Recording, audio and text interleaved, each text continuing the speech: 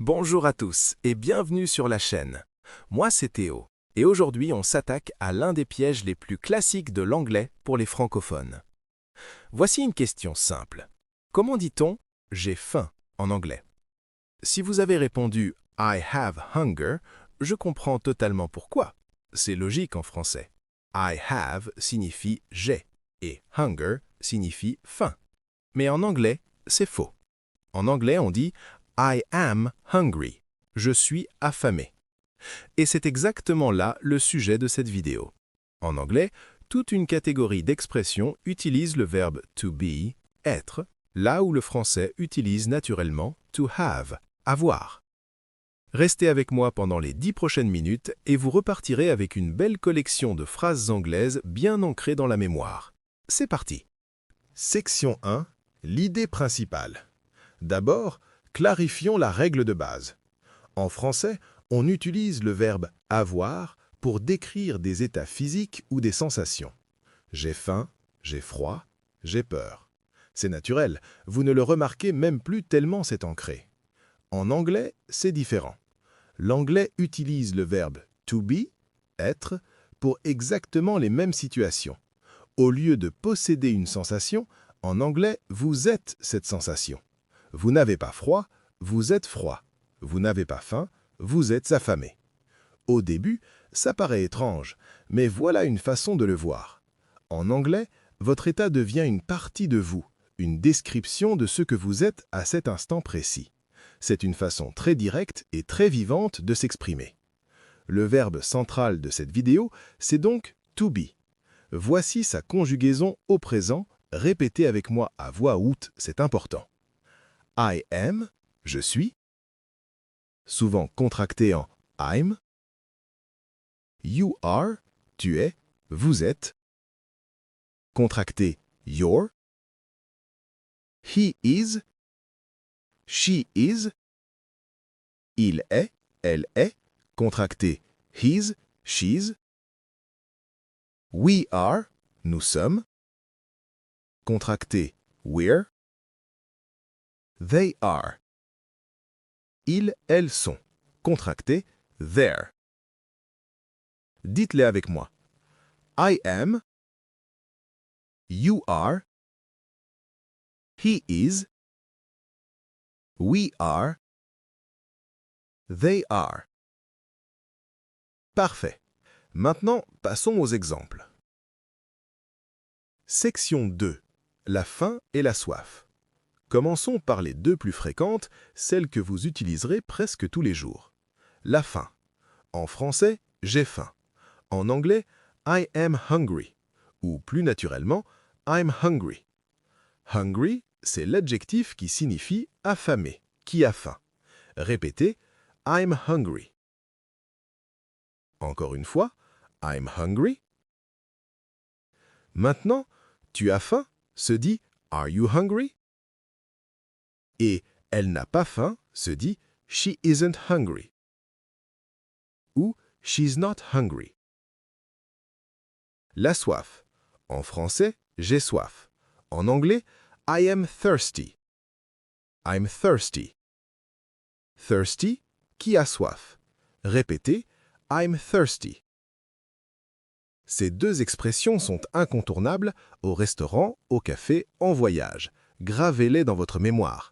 Maintenant, combinez les deux. Imaginez une longue journée de tourisme à Londres sous le soleil. I'm hungry and I'm thirsty.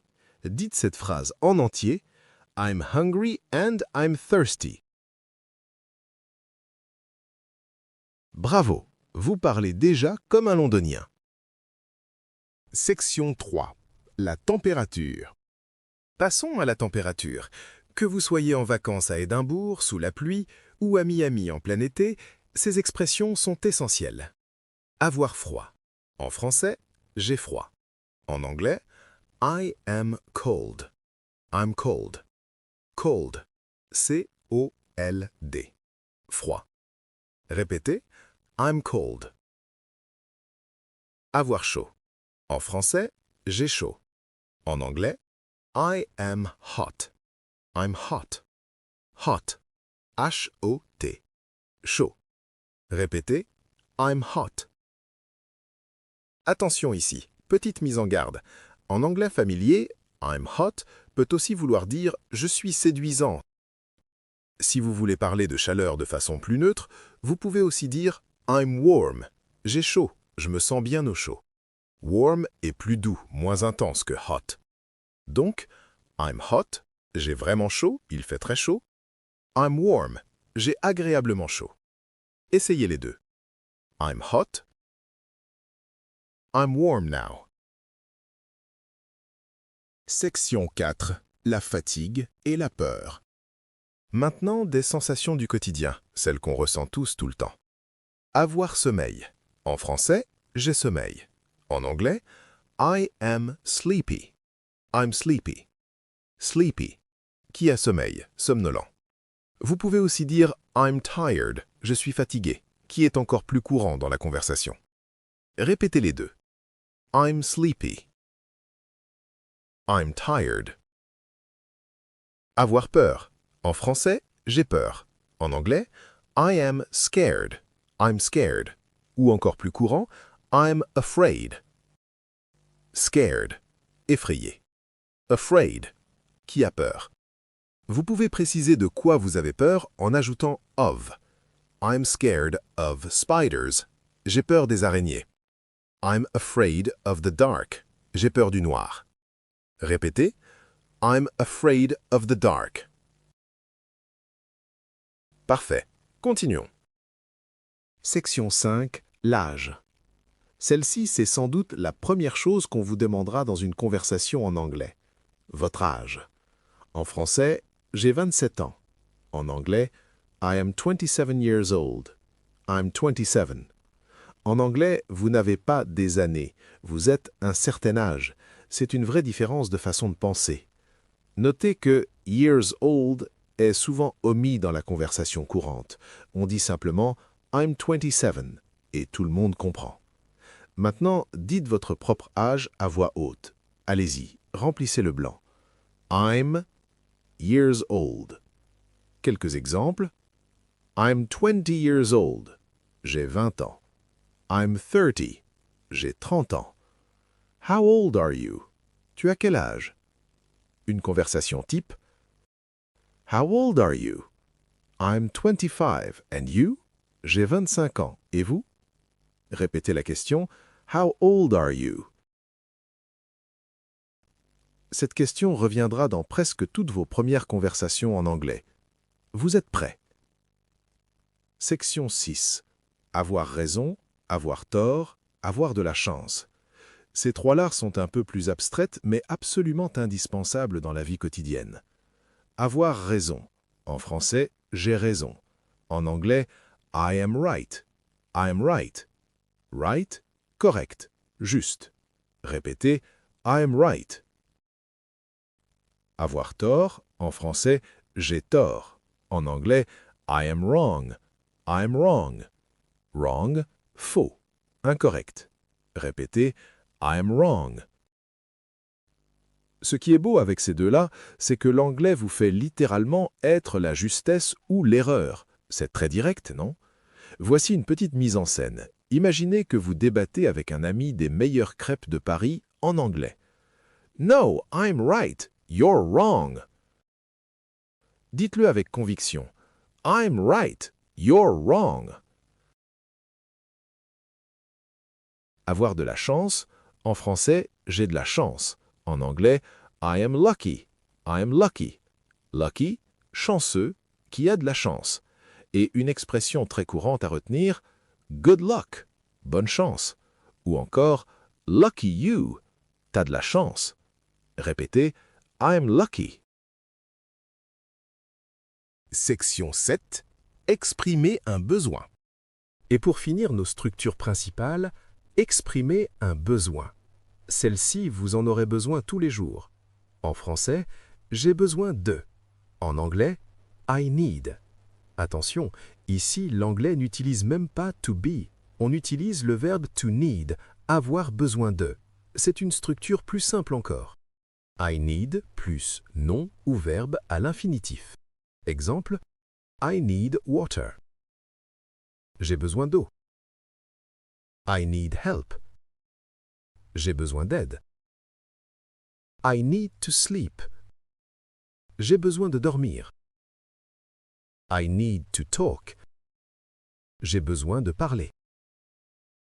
Répétez chacune. I need water. I need help.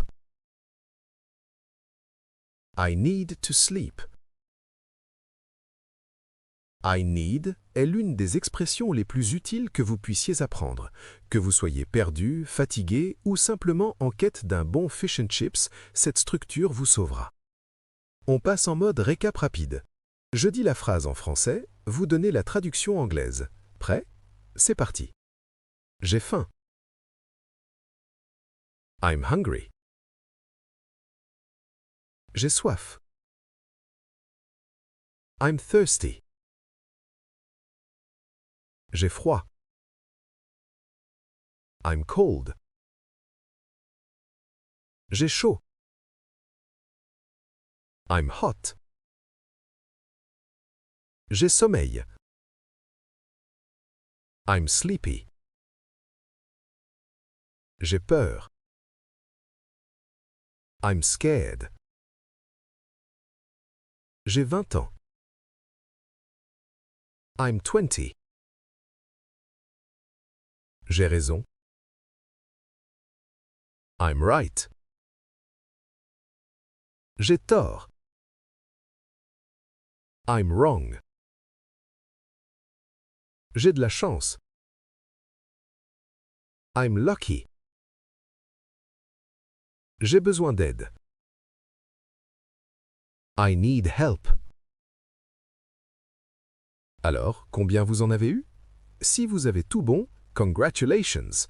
Si vous en avez raté quelques-uns, pas de panique. Revenez en arrière, réécoutez les sections concernées et surtout, dites-les à voix haute. C'est comme ça qu'on apprend. Voilà pour aujourd'hui. La règle d'or à retenir, quand vous voulez exprimer une sensation, un état physique ou un âge en anglais, pensez « to be ». Résistez à l'instinct de dire « I have » comme vous le feriez en français. I'm hungry, I'm tired, I'm cold, I'm right, I'm lucky. Plus vous direz ces phrases à voix haute, dans la voiture, sous la douche, en cuisinant, plus elles deviendront un automatisme. C'est le secret de l'apprentissage d'une langue, l'automatisme. Si cette vidéo vous a été utile, n'hésitez pas à mettre un pouce en l'air. Ça m'aide énormément et ça me dit que ce type de contenu vous plaît. Et si vous êtes nouveau ou nouvelle ici, abonnez-vous. On publie régulièrement des astuces, des comparaisons et des guides pratiques pour progresser en anglais. Laissez-moi un commentaire avec l'une des phrases du jour utilisées dans une phrase de votre cru. Je lis tout et j'adore voir vos créations. À la prochaine, good luck, continuez à pratiquer et on se retrouve dans la prochaine vidéo. Goodbye.